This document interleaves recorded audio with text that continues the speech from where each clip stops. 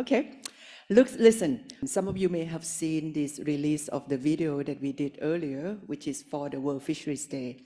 What we want to do is to provide this space for all of us to think together about what is that future that you want to see for small-scale fisheries that you care about, that you're part of, that you know a lot about. Okay, so that way we can put some kind of actions together to go forward. So the change of plan would go like this. We would start with the future you want, which is space for all of you to put on to that, right? What you want. Then I would have the panelists to think really hard about if that is the future that you want, what would be what they can think of as the way to get there. But nobody has, the solutions. You would agree, right? We can all think about the solutions. What we need to do is still to figure it out, how to get there together. So once they tell us what they think, then we'll go back to you and ask you, well, what you think. So as a preamble for this, I'm going to show you the video. So cue music.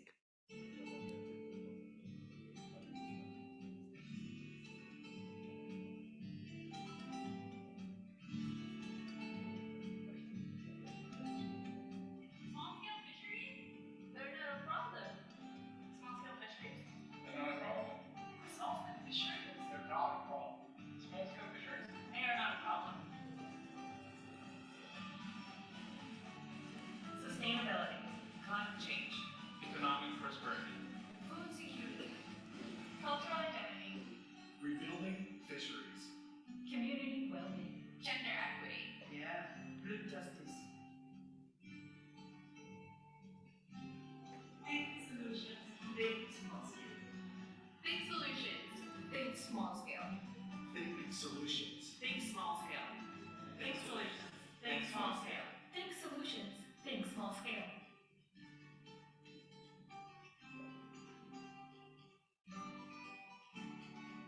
Okay, so that would get us started, right? The thing is, these are my students at where I'm teaching, at Memorial University. That's why the whole scenery is about there.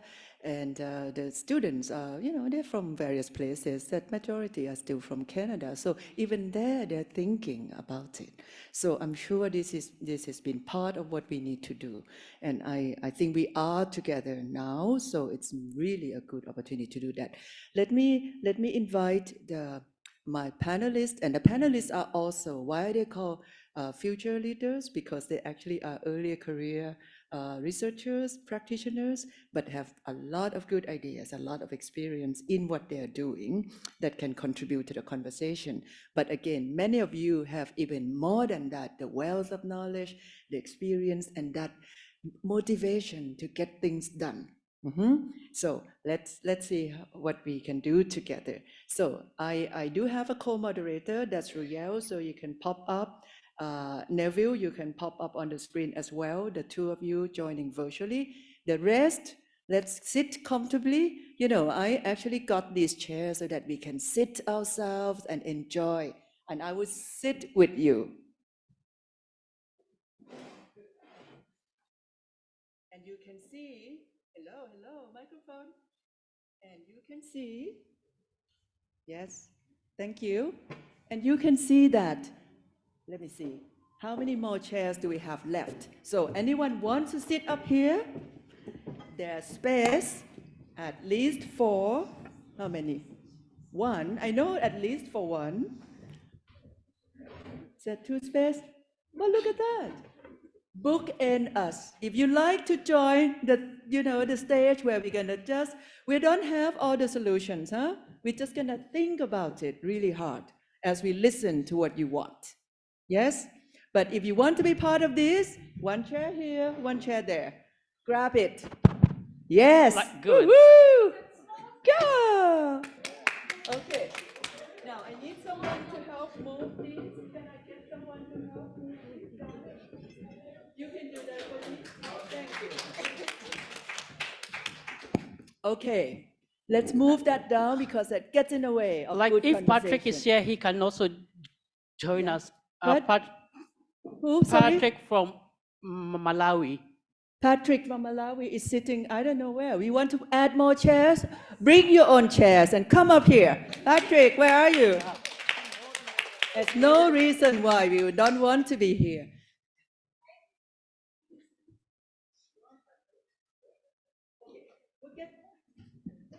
We'll get started, okay? First, I mean, people sit up here is actually going to be in hot seats, right? Because we don't know what people are going to say, but we're going to try to have something intelligent to say back, right? But the first round, really, it's about what is it that you want? So there are microphones. Where do we have microphones? Right here. Right there. So Evan has one, another side. Is there a microphone somewhere there? Where's another microphone? Ah, look, it's hiding. Prateep, would you like to help us with the microphone? Just like, whoever wants to speak, you just go to them.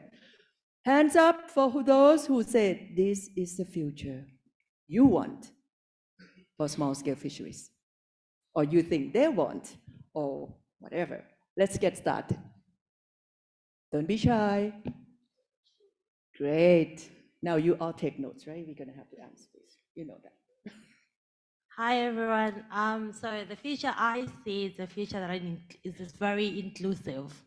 By inclusive, I mean not going to the small-scale fishers and telling them, but then actually asking them, having a conversation as you would with your colleague in the office or a fellow researcher, knowing that they have information or knowledge that they can actually share.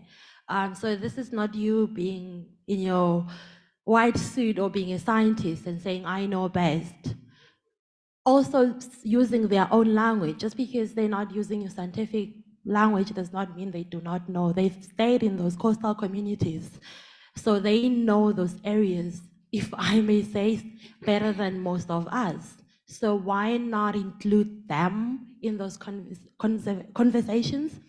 The future that I see is a future where they get to sit with you in front of everyone else, not to be in a room where they complain to each other and no one is listening, but then they get to present and be an expert. That's the future that I see with the small-scale fishers.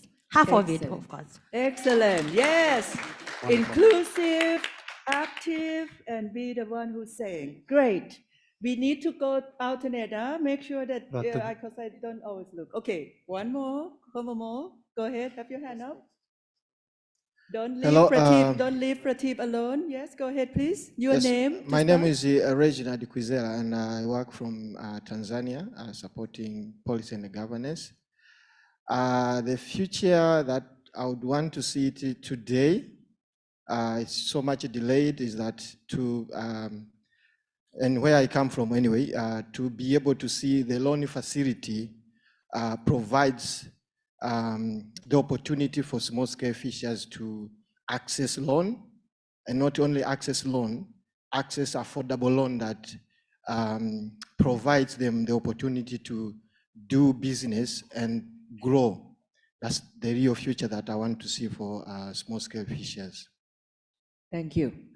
So access to fund, providing opportunity, some kind of financial mechanism. Perfect. Go ahead, please. One here. Thank you. My name is Matema Makola. I'm from this country, from SANWAFA, which is South African Network for Women in Fisheries and Aquaculture, a chapter for OFishNet. The future I would like to see was to see a collaboration not as a talk show, but as action, whereby small-scale fisheries are sitting around the table with the relevant department who are responsible for all these compliances, all these grants for the mining rights granting, so that we should feel that we are involved. We have to participate, we have to benefit, and we should be heard. Thank you. Thank you. So we're talking collaboration and fishers taking active a role in that process. Uh-huh. Wow. Prateep, are you getting lonely over there? No, we're gonna let, sorry, no, we mean that, people first. Okay. Okay, thank you so much. Region first. Yeah, thank you so Yeah. much. Tahir from Madagascar. So I would like to see in the future for our communities like thriving and empowered fisher. So the fisher would be empowered to take decision and play a key role in designing, for example, management measures to decide what they want to be, what they want to like, to have clear vision, for example, and also to have a healthy livelihoods. Because you know the fisheries for the fisher is the main livelihood for them at the present and also for the future. Thank you. Thank you. So thriving future. Great. Thank you. There's more. Go ahead, please. Okay, thank you very much. I'm Chikondi Pasani from Malawi with the Department of Fisheries. I think since the beginning of the conference, I think there's been a talk about gender equity. And the future that I want to see is where we are accounting for who is taking a role, women and youth. Oftentimes, there is gender analysis that is done at the lower level, but as we are consolidating the information at the higher level, that information tends to get diluted. We just have the whole figures. I think next time we want to see when African Development Bank is talking about giving out innovative solutions, how many people they've reached out to, disaggregated by age and sex, so that we know. I think that information is the step towards gender equality.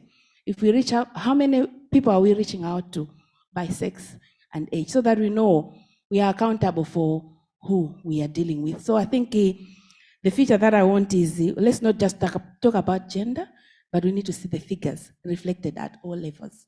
Thank you. Excellent. Right. So this kind of disaggregation of the data so that we know exactly where the money goes and how much goes to gender, children, age group. Excellent. I thought I saw more hands. Yes, afternoon. My name is Amenya Banda from Malawi, FAO. The future that I want to see for the small-scale fisheries is where a small-scale fisher has access to better markets for their commodities, as well as access to market information that can help them make informed decision on where they want to go sell, what time they want to sell, and how, at what price they want to sell, whereby we don't allow other people to dictate prices for them, but they should have that power and will to dictate the prices because they know better how the value of their commodity. That's the future I want to see. Thank you. That's great. And that fits with the SDG 14B as a the target. So we even need to get there because we have made a commitment, right? Excellent. Thank you. Yeah, so I'm JC Luvasua. I'm from Madagascar. And it would be good to hear from the fishermen to this one, but I'm trying to represent them from where I come from the southwestern of Madagascar. So the future I'd like to see for those are the following: more resilience with respect to climate change. And then what I would like to see is a very productive sea and oceans, recovering stocks, and especially for my children to benefit from this. For them to eat the kind of fish that I used to have. So basically, that's what I'd like to see in the future. Thank you. Thank you. Very holistic and really about the whole ecosystem with the social people, everything in it. Thank you. Excellent. Bonsoir. Asi and Ali would translate, correct? Perfect. Go ahead, please. Le futur que je veux voir, c'est la transformation de nos relations vers un mouvement mondial, solidaire, respectant une charte qui nous unisse tous où il y a les principes et les valeurs de travail collaboratif. Si on est unis mondialement, on sera fort pour aider beaucoup de communautés de pêcheurs artisans. So he wish our relation evolve it to a more formalized, a chart in which, for example, it will be, clearly, define the principle, through which we have to develop solidarity between us, a chart, a more formalized, frame for That's okay. picture. Maxi Novel? And he said it should be a formalized, how you say, fish workers word social movement. Thank you. In solidarity, Novel. Here we go. We got more people. Great. You want to just speak now, or you wanted to speak from the floor? Okay, thank you for joining. Regional first.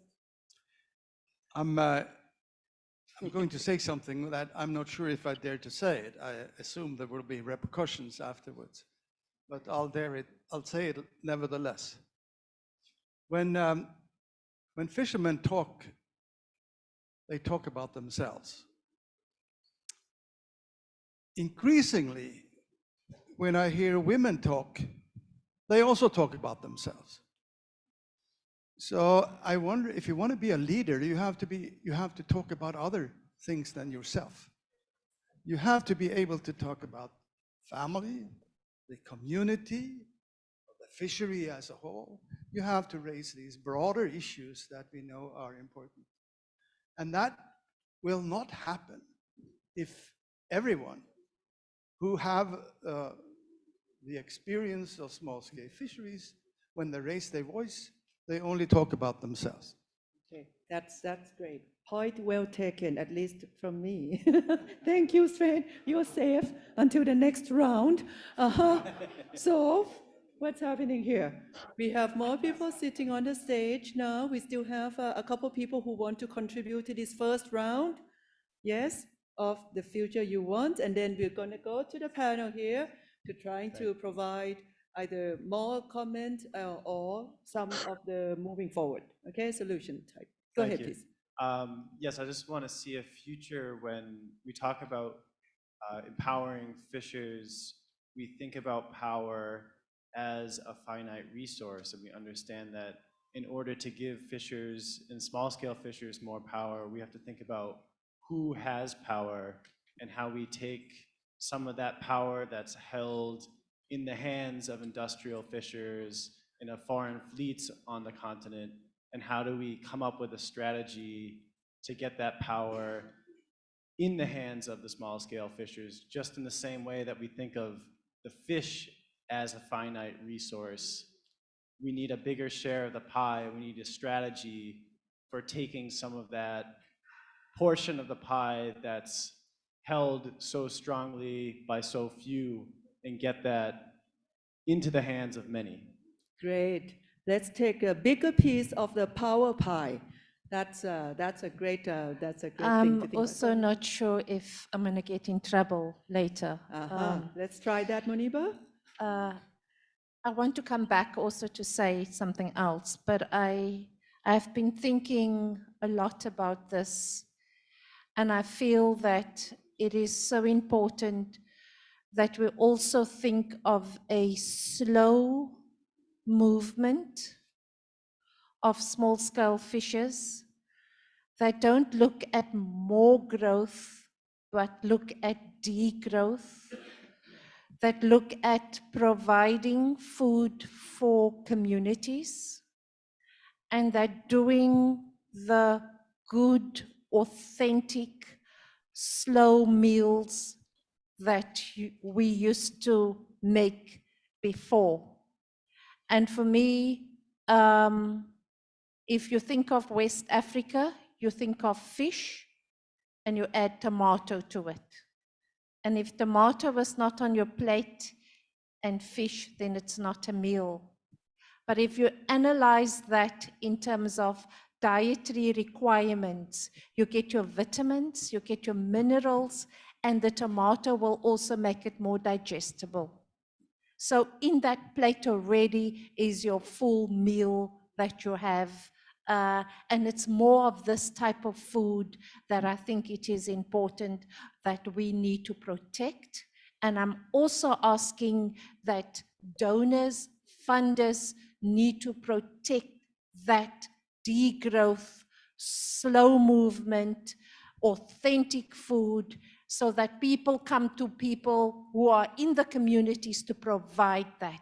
That for me is reclaiming your tradition and your authentic self as small-scale fishers, communities is for me very important. And I hear a lot about the market, the growth, the technology, that all of that. I'm saying I want to go against that.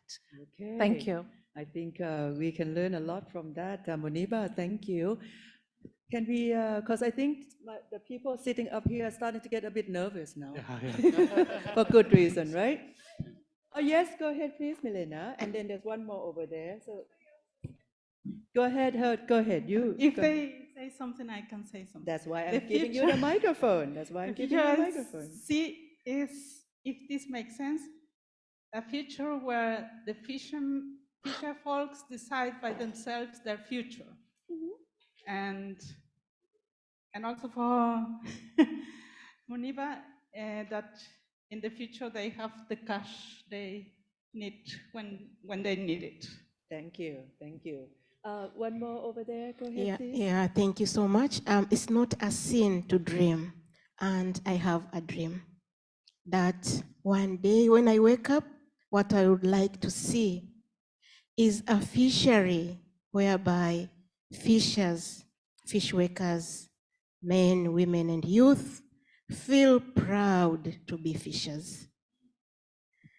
Where I live just near the shores of Lake Victoria. I see women very early in the morning. Sometimes I don't think they even sleep. 4 a.m., 5, walking sometimes with their babies on the back, going to look for fish. And access to fish is also a challenge. So what I would like to see is, just like other professionals, the way they wake up in the morning, they plan their time properly, they go to their offices. I would like to see the whole sector well organized, particularly for the fishers, processors, to see it as a decent job, feel proud, take care of their families and then leave everything in place. I go to work. And where am I going to work? To the beach, going to get fish. So this is the dream, the future that I would like to see. That's great. Feel proud and feel happy about going to work. That's great. One more, please, go ahead. So the future I'd like to see is that of fisher-driven research, where the fishers are the ones who inform the research questions. And it's not only about academics researching about the fisher for us academics, but the fishers also get to frame the research questions and benefit from the research that we do. That's great. Thank you so much. Aliyu, would you like to say something? Not too long though, right? A final recognition of small-scale fishery by its recognition as a world cultural heritage. Recognition of small-scale fisheries as a world cultural heritage by UNESCO. Oh, fisheries as a word for the UNESCO heritage. Yes, yes, I get that. I'm just very impressed by that. Thank you, Aliyu. Is there more? Are you have to look at the face of the panelists here. Yes, okay. Yeah, the microphone. Good afternoon. I'm Fabian Mohammed, a small-scale fisher, actually an active indigenous fisher. We as fisher communities around the globe, of the world, see our future as an economical sustainable future with a vision and a mission. It's not about only the small scale fishes, it's about the value chain that we have to improve, which include not only men and women and people with disabilities, but also to improve our marketing with import and export with different countries around the world. Thank you very much. Thank you. They should be really part of the global value chain, basically. Great. Would you like to, okay, go ahead, please. Yes, thank you very much. And for most of the contributions is on point in terms of the future for small-scale fisheries. The point in the future I want to see is that as the global leading agencies and governments are all promoting blue economy, and for the global south, the blue economy is being envisaged as a future growth realities for these countries.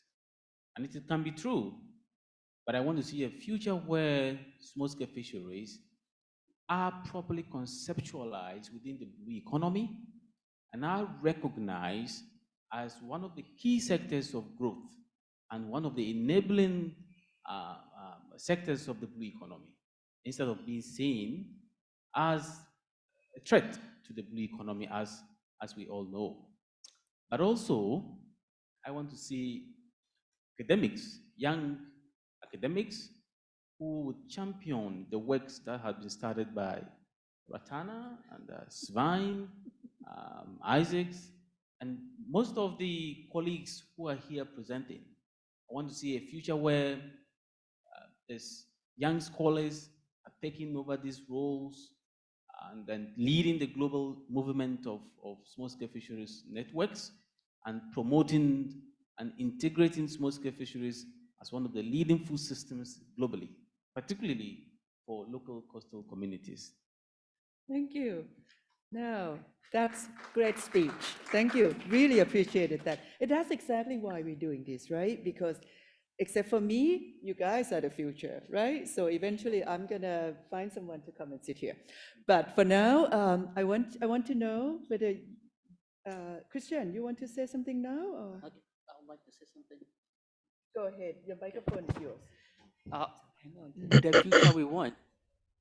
If we look about the future and we don't look at the past, what has happened, we are going to be ungrateful. So I'm taking this opportunity to thank all those that have played the role for us. Dr. Mohammed of AU, Dr. Friday, Snow, Indega Tefeo, and many more. Amadou Tor. These are the people that have groomed some of us to take over the future mantle, and they need to be recognized. Paul is gone, he's no more with us. So if we don't appreciate those, they are living first, and then when they are gone, that we are going to appreciate them, we are going to be ungrateful. So thank you so much for helping us to come this far. Thank you. All right, thank you. Well put. Christian, you'd like to say something? Yes, thank you very much, Ratanga. I've always in public participation meetings, what I ask of our government officials is that I only need the assurance that they have of when they decide. So when a fisherman decides to send his child to a school, he should have the freedom of where he wants to send his child to.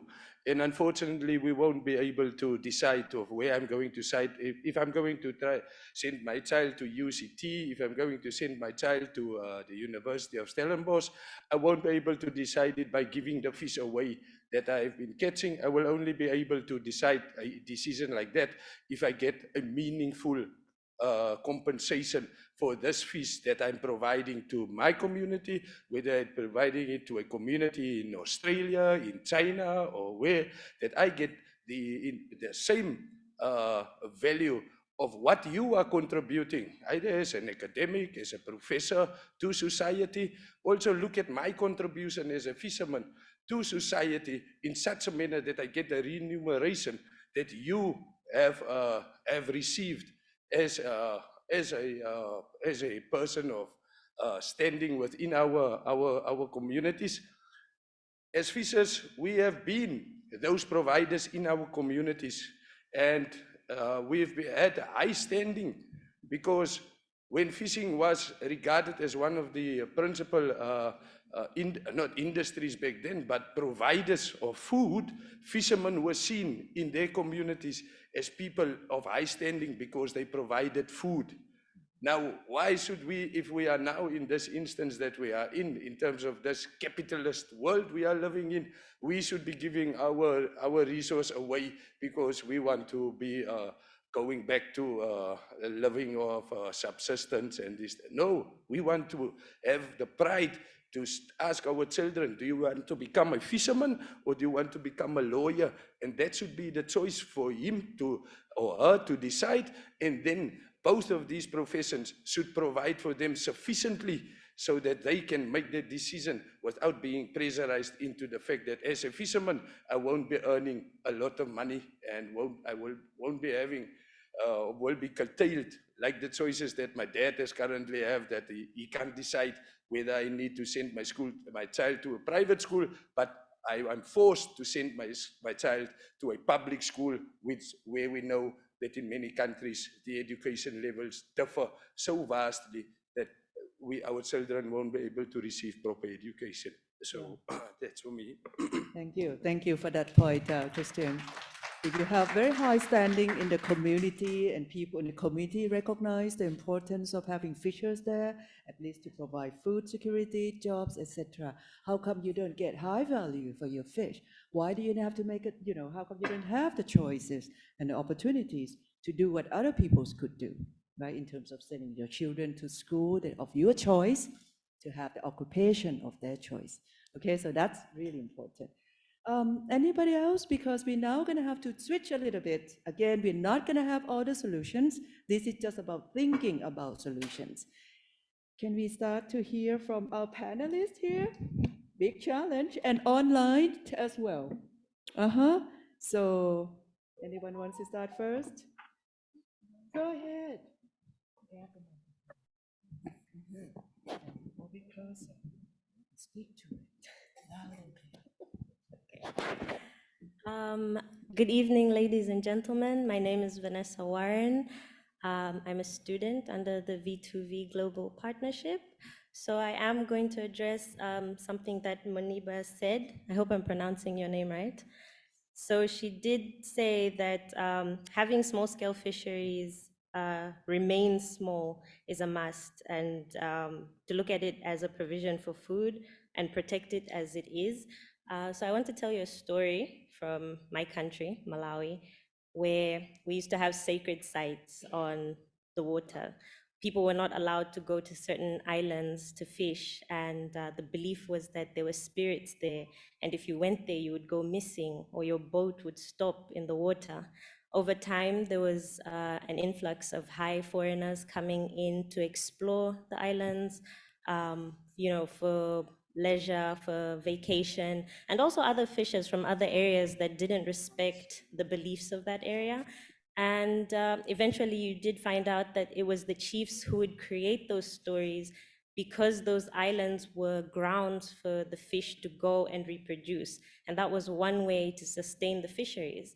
But because the more people you have in coming to an area and benefiting from these services, that's when you have issues of overfishing, pollution, you have issues of people migrating out because the small-scale fisheries no longer benefit them.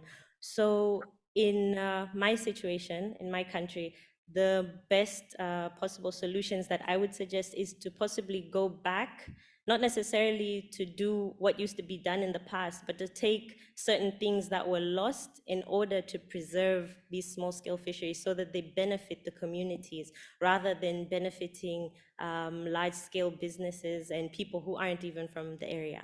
Thank you. Nice job. Woo-hoo. Great, great. Looks like good things are happening in Malawi. I'm sure this is happening in other places as well. So, who's next?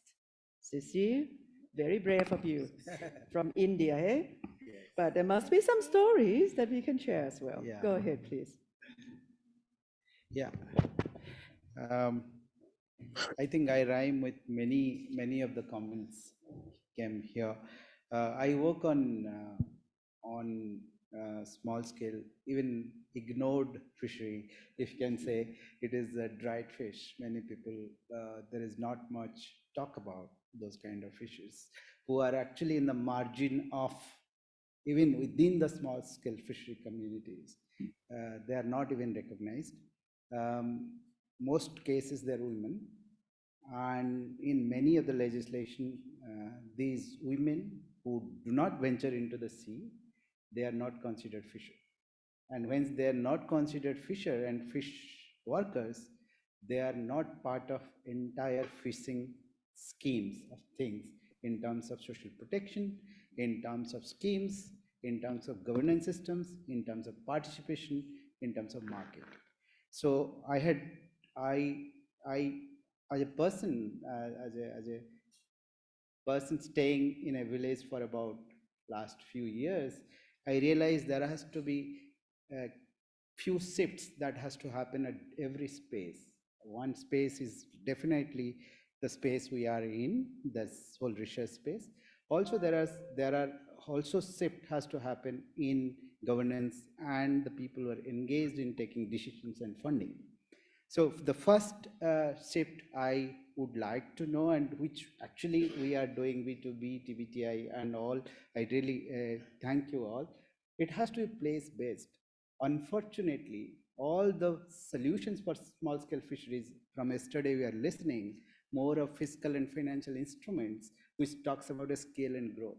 It does not really factor into the reality of the space and how those multidisciplinary experiences of those people experiencing is actually shaping this entire construct of financing, construct of policy making, and construct of even research.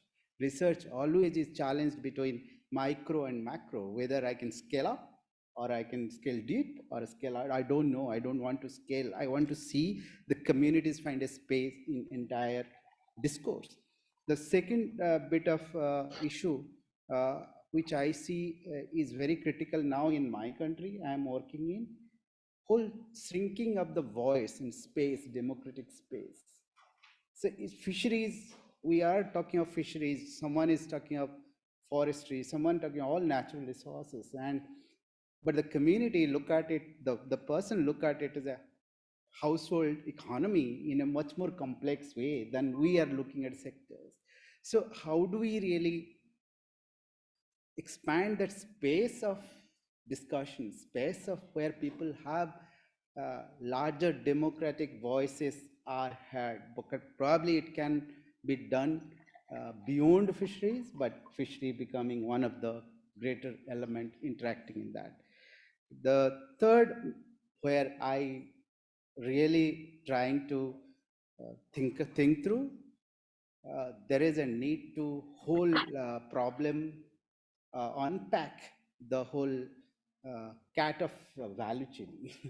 so nowadays there is a lot of talk on value chain because we say value chain is the approach that is going to bail out a poor. I think for what I experienced, value chain is the approach which is going to ignore poor in a many ways, because value chain is an economic instrument. What I found that talks about commodity, and commodity has become a commodity when it has economic value. But for me, dried fish and fishers operate with the fisheries not for economics. They operate for identity, as many of you said. They operate for self-respect. They operate for intergenerational skills. I think they also operate that they want to live in that space which others don't have that expertise and experiences. So I think that respect in policy making, in value chain decision making is critical, and that would only happen when this whole commodity perspective should shift towards people and resource connection perspective, and that is missing in entire value chain, because the discussion in value chain, when it comes market, marketability, profit, money, sector setting. It is going away from resource and resource connection. Very little thing on a sustainability, eco-labeling and all, those are being manipulated by industries in their favor. What I experienced in my field work. I won't take much time. The last one I'll say is the whole issue of identity, who I am in the entire socio-political and ecological space. That needs to be taken primacy in terms of governance, small-scale fisheries governance, and that brings me a big issue where I am struggling at least. In my place, there are 5 rounds of firing, 10 people have perished between the conflict between capture fishery and aquaculture. And when we really look at, we put it together in a country as a strategy. India has come up a capture as a small scale fisheries aquaculture strategy. So we do not differentiate between these two. And whole financial and the policy making space takes the advantage of this confusion, where aquaculture is like for us, for me, or is 80% people 80% revenue is coming from shrimp, and that is killing the whole diversity of the fishery and eliminating people from the space. How do we really try to look at these issues very, in a very objective manner, so that we can bring the stories on the table and see these are different things, has to be differently contextually seen and looked at. So for me, those are like this pain to me, because there are so many people fighting, and there are 6 people died in the police firing in my place. Between the whole conflict between aquaculture and this capture fishery, how do we really look at these tensions and in the policy making as well as objectively into the space? That's great. Thank you. Thank you for that. Okay. How are we doing? Rio, do you have any comment or anything from the audience at this time? Uh, as of now, there is no comments, but I do have one, if you allow me to. Can you hear me? Yes, of course. Go ahead, Rio. Yes, we can Okay, hear so you. couple of things I would like to mention. One is information sharing and communication. So maybe as a scholar or academia, we are doing a lot in this area, but how can we communicate better so that the governing bodies, they can listen us, and it can be shared to the communities as well, to the small scale fishers. This is one thing, and the second thing is how can we make, someone already talked about the power imbalances. So how can we make small scale fishers empowered, organized, so then they can talk about their stuff, they can highlight their issues, they can seek support, they can get the support with their power. Yeah, so those are 2 points I wanted to mention. Thank you. That's great. Thanks so much. Let's come back here to the floor, and then we go to you later, Neville. Tracy, go ahead, please. Okay, I'll go. Good evening, everybody. I'm Tracy Dennis. I'm a PhD student at the University of the Western Cape. And I find myself in 2 worlds. I find myself in a world of being a community development practitioner, working primarily with youth and women.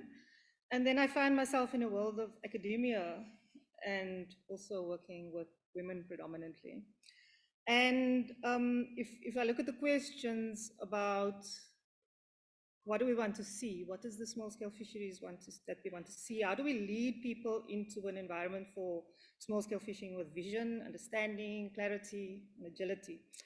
I think there's one answer: we need to adapt to change, because we live in a changing world, we live in a changing environment, and we need to start changing the narratives. Somebody earlier also started to talk about that. And I want to talk a little bit about a methodology that works from experience in both these worlds, in the world of academia as well as in the world of community development that we've applied. And it speaks to the theoretical change, theory of change, the theory of praxis, based on the methodology of Paulo Freire called action reflection. So it's a reflection and action upon the world in order to change it. And it's not enough for us to just study, but the responsibility for us to create a more, to act to create a more just world, and for researchers and theory to create change and reflecting on whose interests are served by current theory and research. And it is important, critical reflection and practice can contribute to theory. So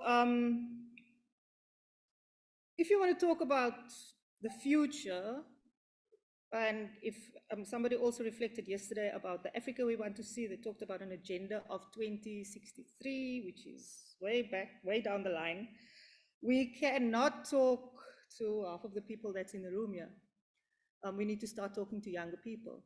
We need to start talking and including youth, not only in researchers and not only young researchers, but we also need to start talking to younger people within small-scale fishing communities.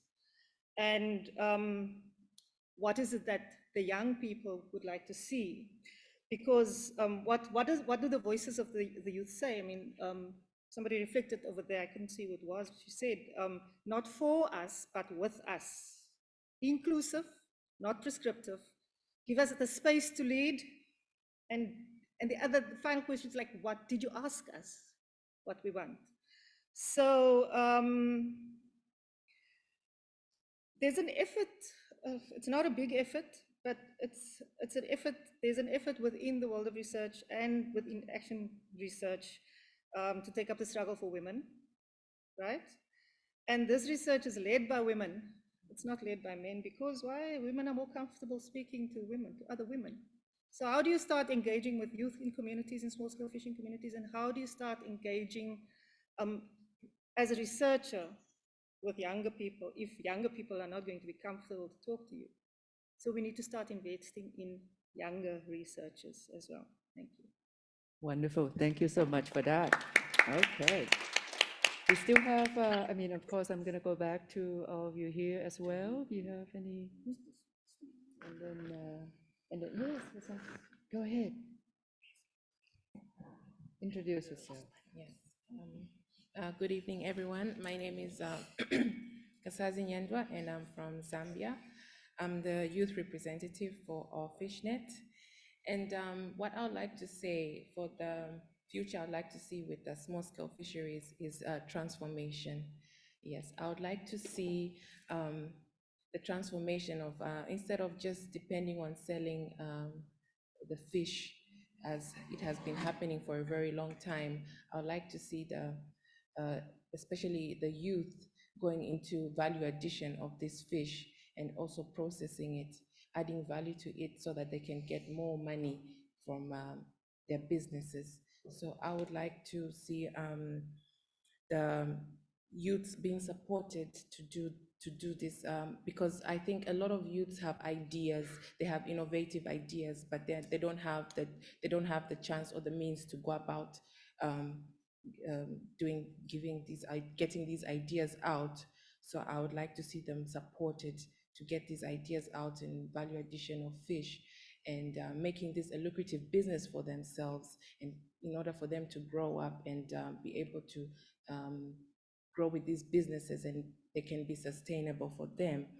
And I would also like to see the involvement of youth in access, making policies. Sorry, let me just in policy making, yeah, in the fisheries sector, because they need a voice.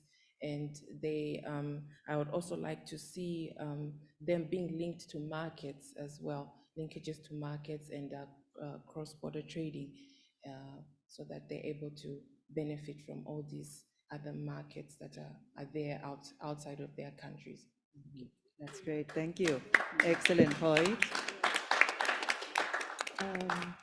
Isaac, you propose something? And you, Isaac?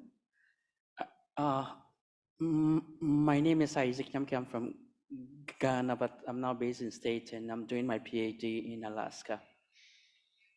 I would like to first thank the organizers of this Congress. I know everyone works very hard. I really had a bitterness on my heart for a long time because I travel a lot in African countries and listen to stories. And I wish I could do something, but I learned that I cannot do anything as a whole. But this Congress has made me to understand that there's a way. We learned it from yesterday and the stories that Professor Isaacs and her team has put together. That we can use the laws as a community to fight against the government in a simple way to make sure that we have our right and our say and we have our own fish and our own food to eat.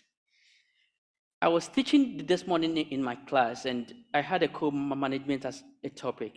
But what I learned here from the stories that we heard, I have to put a co-management aspect and teach my class what the South African women and the community has done to able to stop the oil companies so that they can have access to their food. And they were so amazed to hear these stories. And comparing the laws in Canada and Africa, and even in South Africa that I have learned, I have seen that we can do something in the future to make sure that we have our own way and our own right and access for all. Thank you. Nice. Okay. Thank you. Maybe we go to Neville to say something now that. Go ahead, please, Neville. Yeah. Hi, everyone. Can you get me? Yes. Can you get me? Oh, Yes. I'm Nevisu. I'm a PhD student in Turkey. I'm also a team lead for Alliance for Sustainable Development NGO, which is based in Cameroon, working with marginalized and underrepresented communities. I'll be sharing some of the stories. The future I want to see, I'll talk in line with some of the stories of some of the fishing communities that ASDEF has worked with and got what these people really think is what they need. So because we have been able to get in touch with some of the communities like in the Gambia, Liberia, and Cameroon. So I'll start with Cameroon.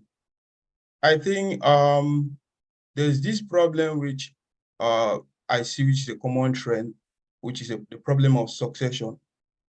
I think most of the youth are somehow discouraged in continuing or engaging in the fishing sector. Despite some of them are currently engaged in the activity right now, some of them, if they are able to see alternative livelihood strategies which are a little bit better, they'll move. Even though these communities too, they have fewer alternative livelihood or fewer better alternative livelihoods. So I give some of the stories, like in Cameroon, we discovered that despite the fact that some of these youths are still in quotes fishermen, there are periods where they do not go for fishing. They engage in other activities, which until maybe this activity is unable to generate them some income before they engage in fishing. And when we discussed with many of them, they said they have been engaged in fishing because their parents have been in this activity. It has been like a way of life for them from birth. And they love this activity, but they raise some concerns, which I will now start highlighting some of the challenges. We cannot forget climate change, which is a problem which has come to stay. So this climate change is really affecting them because of course it's reducing the current catch, and we are anticipating that in the future, if we cannot intervene with sound, adequate mitigation and good adaptation strategies, there's going to be a worse situation where we may have a more reduced quantity of fish harvest in the future. And so these people think something has to be done to keep them in the sector. I'll get into some of the stories again, which they raise concerns of governance, where we have cases where these people, many have been raising this point, but I think it's still very important. The space for these people to fish is a problem. Most of these communities have to get into conflicts with companies which have the right to fish in spaces where they used to fish. And now they are frustrated because what they used to get in a week, in a day, sometimes they're unable to get even half of that. And now they cannot get income to meet up with basic necessities. And now we are talking now of situations where you have increased food insecurity in these communities. And again, there's this point we have to be thinking of, because we are in a digital world where innovation has come to stay.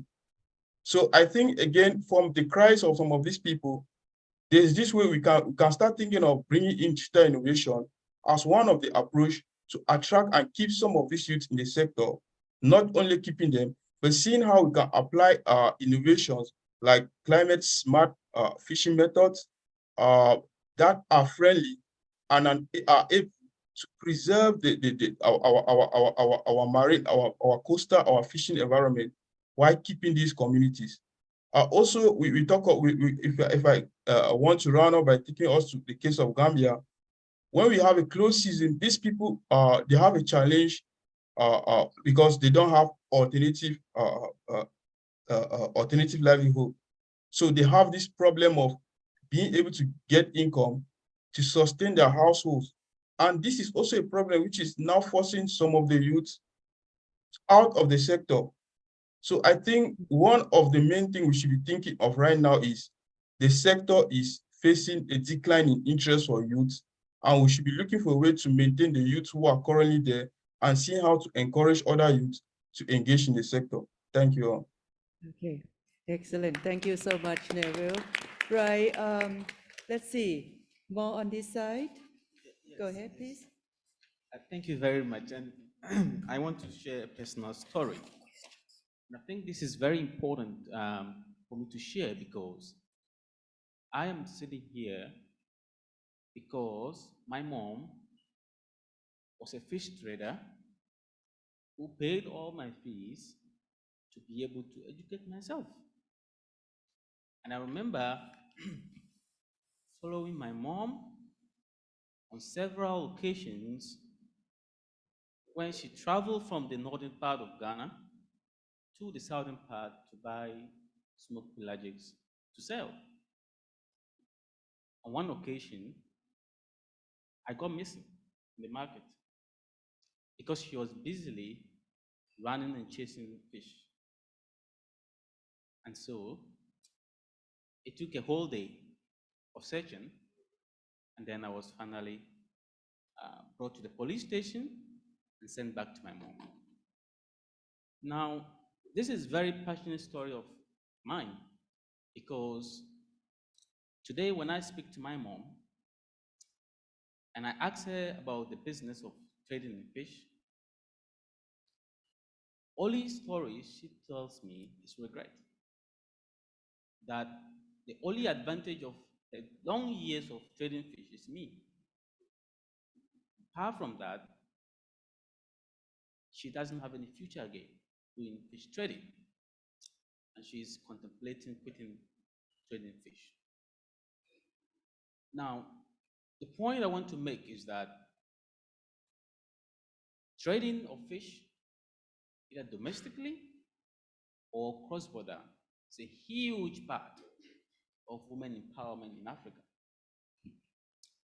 In the Western Africa, women are the key entrepreneurs and drivers of fish trade, and they make sure that there are low-cost pelagic fish in local markets in rural communities for people to be able to meet their nutritional needs.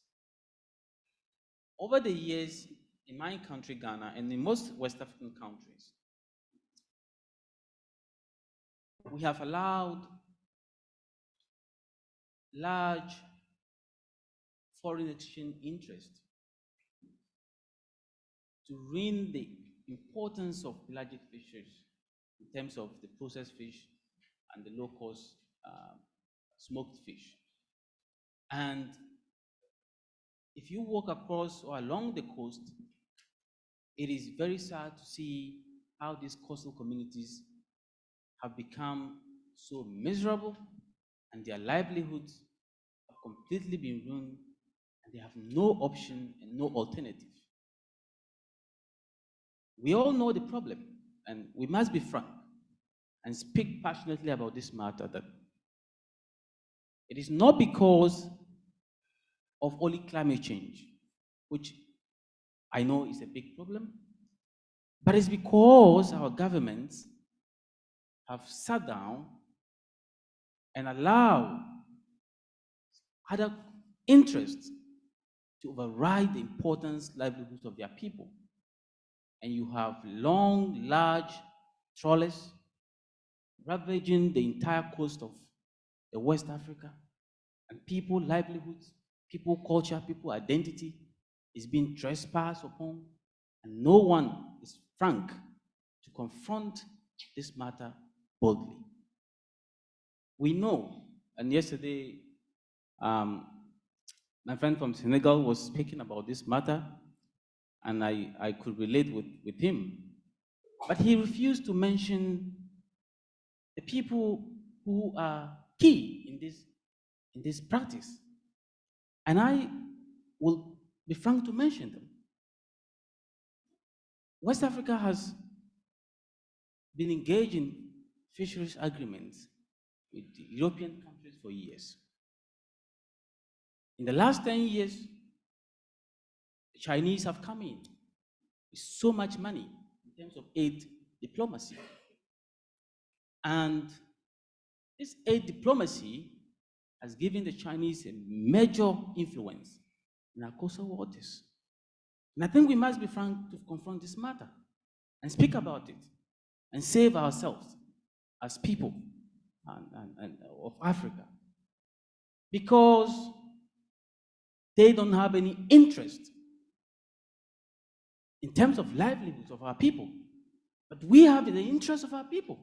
We are the people who are going through the challenges of what is happening to our coastal depletion. And so we must really leave this conference with a major heads up to challenge our government to stand up and not only go for these peanuts called donor funding or aid money or infrastructure for whatever projects, and allow our coastal waters to be destroyed, destroying our future as youth. I'm speaking about this in relation to the future I want, and the future we all want. I am so interested in how we can correct this wrong, because we have suffered colonialism in Africa, and we are now suffering neo-colonialism or imperialism, and in this form of small-scale fishing or in this form of aid that we are seeing. Please, for those who are not Africans and you are here, we want you to join us in saying no to our waters being taken away and our food being taken away from our local people. We think it is important for you to stand in solidarity with us as Africans and as fishermen. We think it is important for you to see the livelihoods of us being taken away as a human right that needs to be stand and protected against any imperialism or any form of domination. You know, our government from South Africa to Ghana to Namibia to wherever are locked with the interest of their pockets. And so they will do anything to allow our natural resources, and in this case in particular fisheries, to go. The question we must ask ourselves is, are we going to keep talking like this, or we want to take drastic action in terms of mobilizing as people and fighting back? And for me, I think we need to fight back, or else we have no future. Thank you so much. I would not like to talk much, but I'm passionate about this matter, and I think we need to have a strategy going forward, because we cannot avoid the main issue and be walking around it. We all know the challenge. We all know the problem that we have currently in West Africa, in some part of Central Africa, and in some parts of Eastern Africa. We all know the challenge. This is a big issue. Why are we avoiding it? Why are we avoiding it? Why are we talking as if The small-scale fisheries is just being depleted by the fishermen, and so something must be done. Africa has lived for years, we've depended on fisheries, we've managed these fisheries sustainably for years. So how come today is a challenge for us? And we have to keep talking about how to manage the fisheries sustainably. You think what we have or our cultural practice are not sustainable, and our forefathers have been able to keep these resources for years? No, they are. They are. The new challenge we have is what I spoke about, and we need to confront it, or else we have no future, and our future generations would not, respect us, or would not support us for all these challenges that we will meet to them in the future. We need to stand up. Thank you. Thank you. Great stuff. Okay.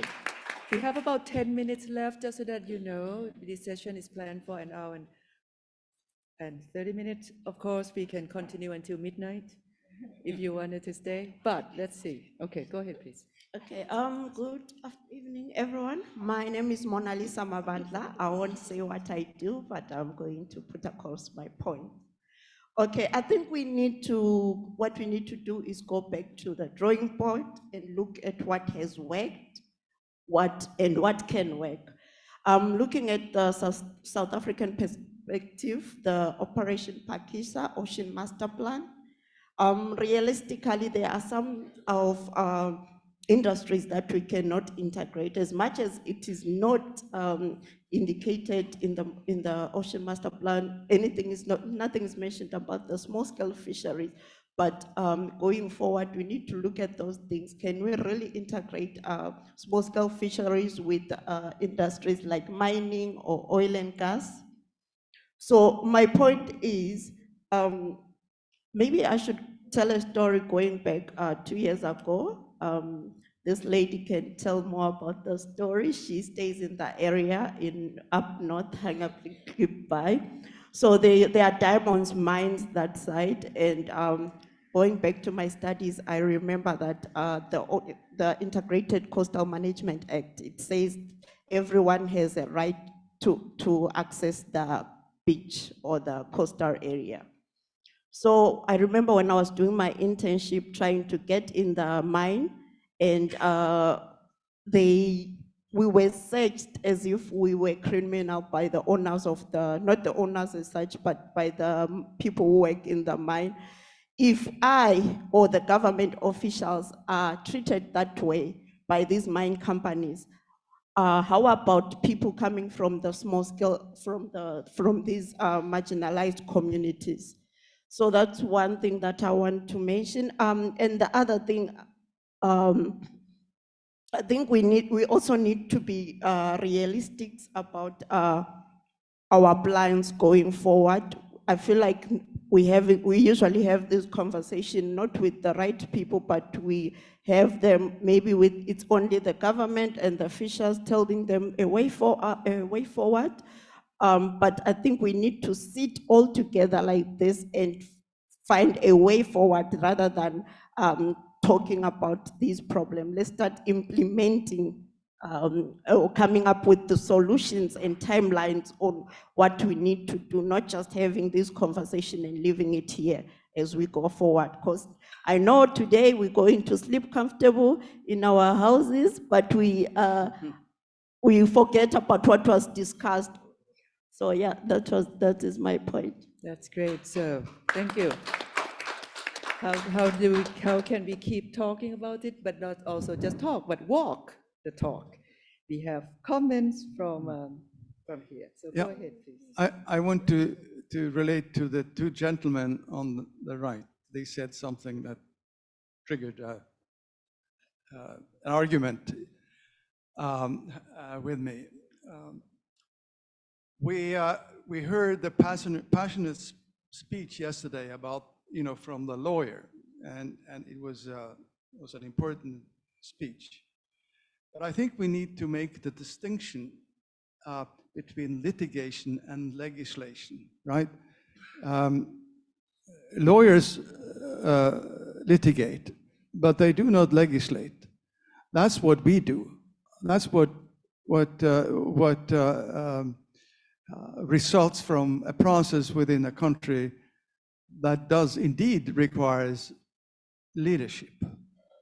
If you read the SSF guidelines, they have something to say about litigation, but they have a lot to say about legal reform that is necessary to change the situation that small-scale fisheries are in.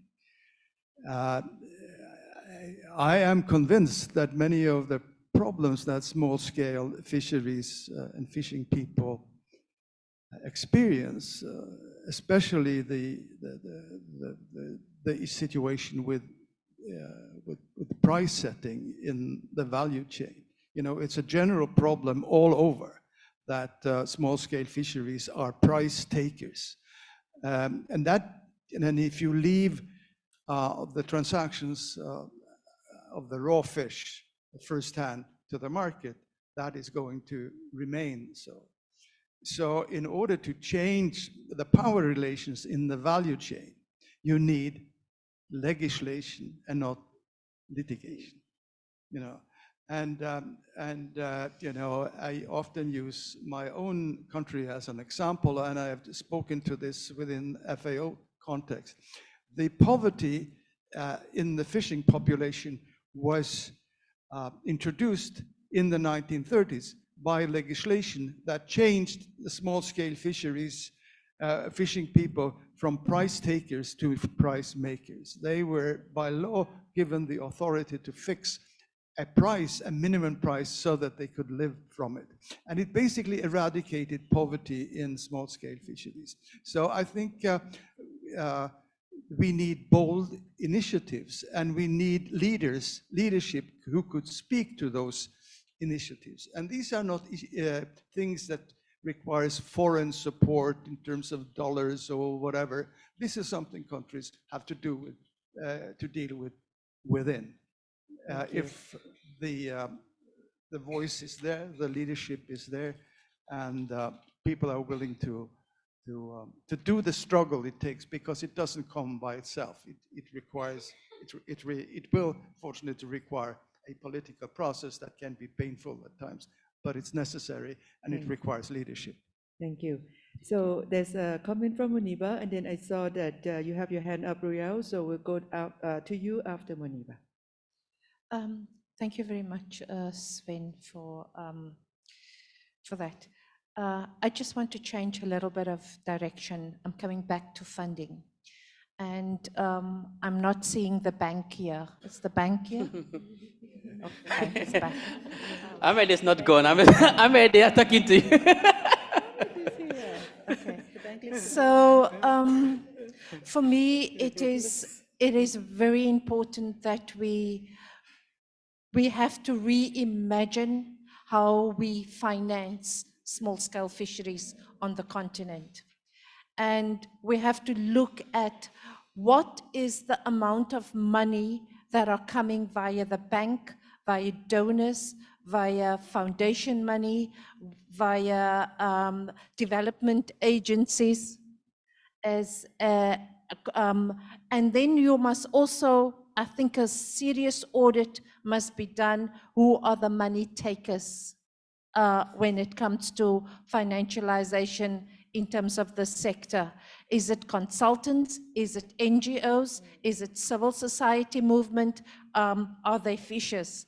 I think it's very important that I urge people who are in decision-making powers, like foundation money, to start also rethink how you support small-scale fisheries. Look at the race, look at the class, look at the gender, and start thinking how we can reimagine how funding go directly to small-scale fisheries. And let's imagine that with small-scale fisheries as to that, because I would like to have I would like to see a future where of that money lands in the pockets of small-scale fisheries, not in the pockets of NGOs, speaking on behalf of small-scale fisheries, not on others suddenly moving from one area to another because it's fashionable to fund small-scale fisheries. But it's funded on behalf of small-scale fisheries, but the funding is not coming to small-scale fisheries. There's a struggle in KZN for fishers to move from one area to the other area because there's no funding for them. So there need to be a reimagine funding when it comes to small-scale fisheries. And I'm feeling very strongly about that, and how we fund is critical. I think there's enough money coming in, but we have to kind of disrupt that and rethink. That's my last word on disruption. Thank you so much. All right. So again, very close to finish. So I'm just going to give you 2 minutes warning here. We're going to go to Ruyao because he has his hand up, but we are going to let anybody, whoever wants to have the final words, but it has to be very brief. I'll do the final word. No, not you, Isaac first, and then Christian would have the final word. Yes, but after Ruyao. So that's it. Huh? Anybody else? Oh, wow. Okay, so 2 more. So just have to be very brief, okay? Ruyao, go. If you can bear with us for another 5 minutes, then we'll get through this. Ruyao, very briefly, please. Okay, so we have a couple of responses. I'm gonna speak out them both now. So first, Faloke mentioned that the future she want to see is an organized small-scale fisheries whose livelihood is protected from the several challenges they face, especially from climate change, to have dignity of labor as a people. And the second one is she also want to see the small-scale fisheries take advantage and maximize the opportunity to export their products to international markets and access that aquaculture products do not have because of certification restriction. All that needs to be done is educate and train the small-scale fisheries operators in all aspects of the quality assurance of their products. So this is from Faloke, and we also have a few questions from Cornelia. To respond to Neville's and resource decline and lack of opportunities, what to do that governments enforce law against illegal, unreported, unregulated fishing, primarily by industrial vessels, and strengthen governance for resource recovery to recreate spaces for low impact small scale fisheries for good earnings for capture, processing, and marketing. What alliances can be created or strengthened so as to exercise encouragement or pressure on governments? Would create more jobs, even do something for reducing carbon dioxide footprints, and revalue local culture and identities? Is that only dreaming, or can such alliances be propelled? And the last question she added, how to promote more endogenous development instead of following international rules set by others to their advantage. Thank you very much for that, engaging from our virtual audience. Neville, feel free to type your answer to Cornelia while we are wrapping up here. Thank you. Go back to, I think I saw 2 or 3 persons who would like to say something. Go ahead, please. Good evening. I'm Michelle Singh, community development working hard by own NPO called Fisherwomen for Change. And I've heard now a lot of things going out, and it's all goes back to how I'm feeling at the moment, not only because of me, but because of the fishers in Hout Bay, and because of the youth and the primary school kids. Actually, my organization work with primary kids, educating them into preserving our fishing industry. Because at the moment, sorry to say it, I don't trust this government, and I don't trust this whole system, due to that whenever we apply and ask for help into help us train the kids, preserve whatever is in the sea, nobody comes back.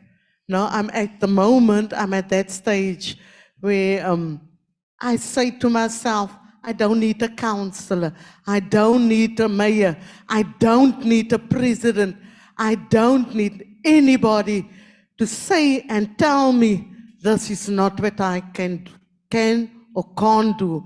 It's for us sitting here to educate our youth into preserving whatever is left in the sea. Because a month ago, I had to fight a marketer into paying back money that belongs to small-scale fishers. And I think the departments, the government is to blame for it, because if it wasn't for them giving export permits to marketers, doing poaching, and then they want to whitewash it into saying that every time in fishing meetings that they leave a portion of whatever in the sea for the poaching that happens.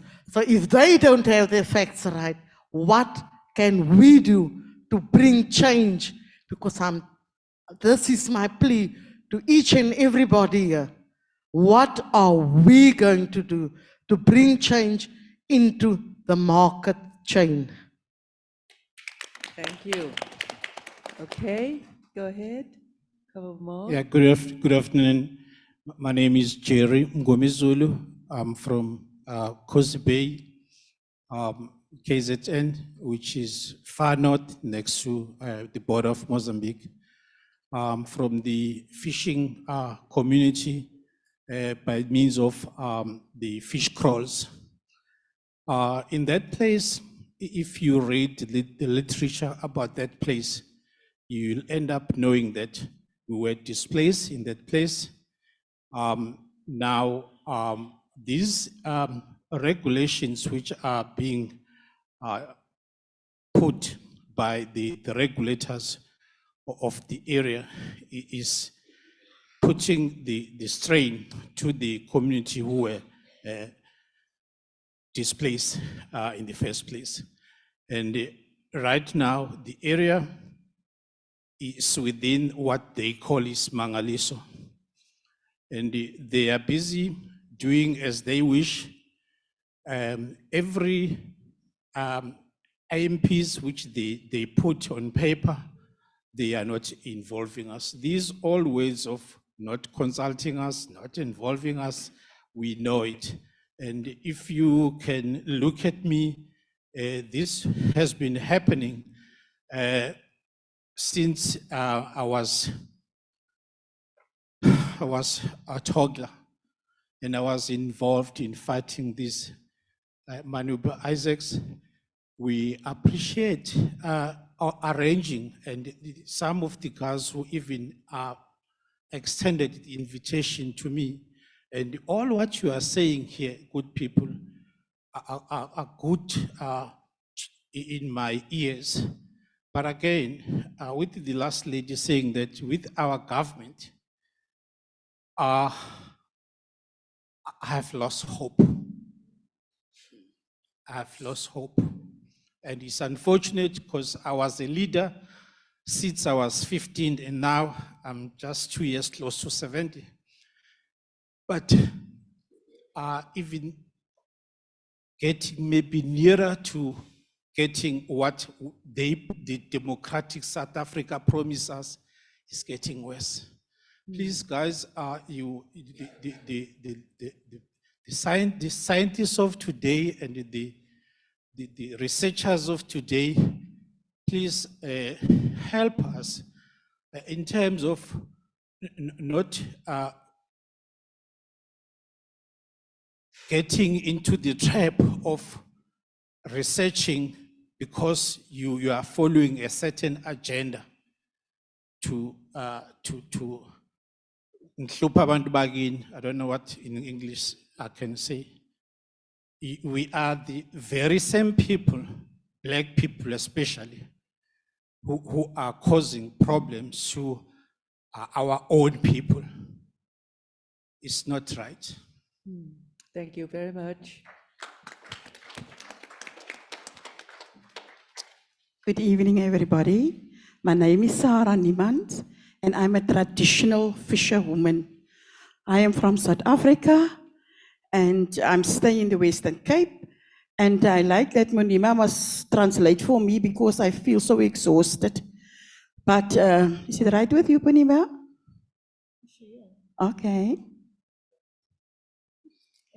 For me, it's a privilege. It's okay. Tracy Auntie would Sarah. translate. Auntie Sarah. Tracy would translate. Go ahead. Of Christian. Vir my is dit 'n voorreg om vir hierdie paar dae internasionaal te sit met verskillende lande as kleinskaalvisser. As ek vandag besef is die kleinskaalse vissers nog nie geïmplementeer in die Weskaap nie. Can you translate? For me, it's a privilege to be at this conference and to be amongst the international guests that are here, and also to speak about the small-scale fisheries policy in South Africa. But as we are standing, the small-scale fisheries policy is not being implemented in the Western Cape province of the country of where it was started.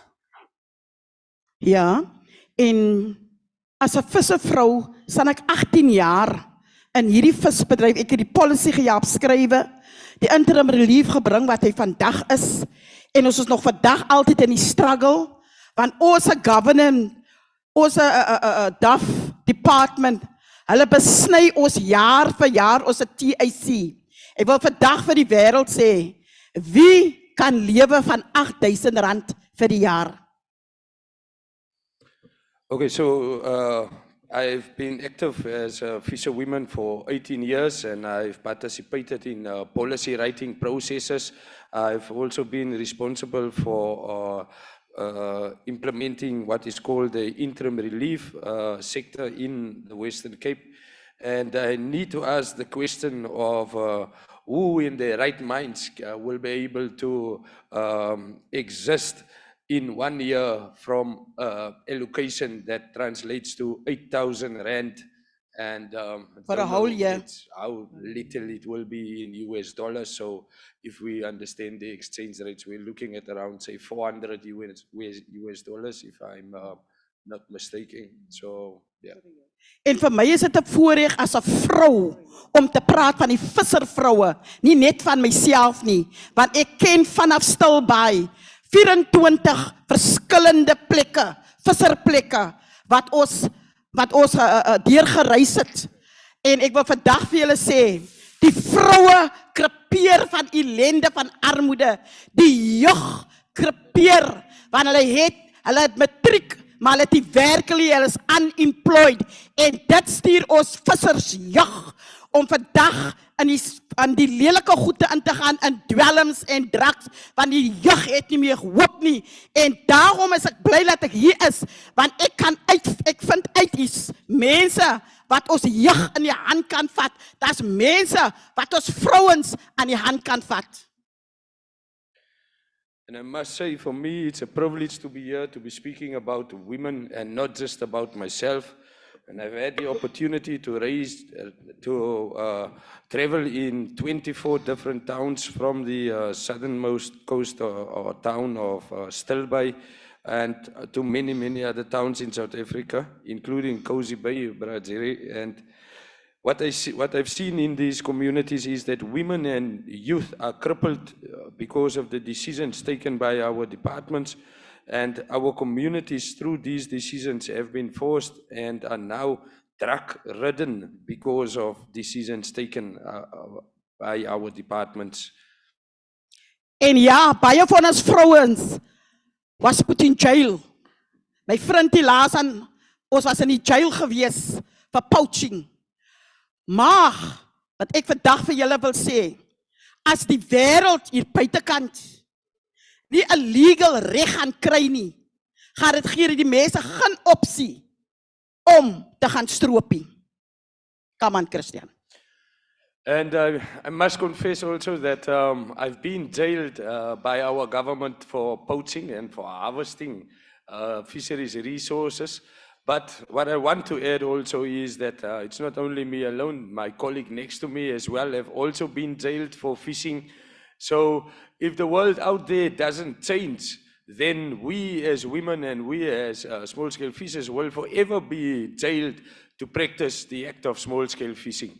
Yes, my fisher's brothers and sister will rot it in jail if there's no other help. En ek wil vandag vir julle sê, ons is die handouts hier, ons het solutions, want ons is getrain deur Moniballe om jewelry te maak, om seep te maak. Ons is getrain om verskillende arts en krag te maak. En ons maak van ons spesies van die see, pikkel ons om kos op ons tafel te sit. So ons vra vir die donors wat hier vandag sit, om mooi te kyk aan die vrou in die visbedryf. And yes, we come here to this conference not asking for handouts and not asking for anything else, but just the enhancement of what we are already busy doing. We are harvesting nearshore intertidal resources, of which we are pickling and selling onto other markets. We are also using what is called cells in designing jewelry and making jewelry from those cells. And we want to plead to the donors that are here today is to enhance these activities and to look at how you can better these activities for us. That's Thank good. you. Christian, you have the microphone now because we're really running over time. So Yes, why don't you just have the final words? and thank you let's- very much. Yeah, I think also for me, there's been many future issues that people have been mentioning, but just to say that for the fishers, by the fishers is the slogan that we should go by. And that we should also look as that the international donors as to, you've been funding small-scale fisheries for the past 30, 40, 50, 60, 70 years in terms of capacity building. How much more capacity building do we need to have? You've seen that what our narratives from our government is that they don't want to capacitate us with infrastructure development. They don't want to capacitate us to have better access to markets, to have these things. So now is your time as international donors to change your narrative of only sponsoring NGOs, these big WFFPs, WFF, WWFs, and all of these, and come to the fishing communities right down on the ground and to come there and to invest in us as small-scale fishers and to start to see a privileged and a rich country like South Africa. Our fishers are poor, very, very, very poor. So start investing in us because our government doesn't want to do it. Our government would rather build better access roads, build bigger harbors for Total's gas and oil to come in and out of this country and leave our shores with the millions in their pockets and not investing in us as small-scale fishers. So thank you. Oh, wow. That's a good way to end this session, I think, and I think that would get us very hungry. So let's go enjoy some fish so that we can eat local fish that goes directly to the fishing people. Yes? Okay. Thank you so much, everybody, including Uriel for your help there and Neville for on time. Apologize for the delay here, but it's such a good conversation. I really appreciate everybody's contribution here. So we'll see you tomorrow, 8:30. But that will be the concurrent sessions, right? So we have 2 concurrent sessions in the morning, and then after lunch, we'll come back to this plenary, and we would have the whole afternoon to continue with the conversation. Thank you so much, everyone. Enjoy your evening. We'll see you tomorrow.